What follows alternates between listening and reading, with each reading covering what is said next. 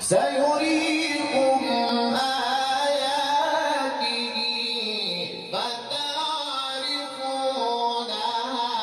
وما ربك بغافل عما تعملون.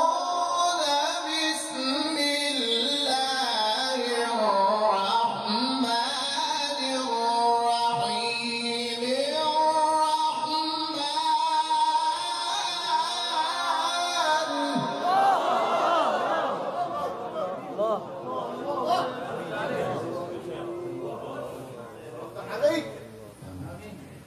ما شاء الله.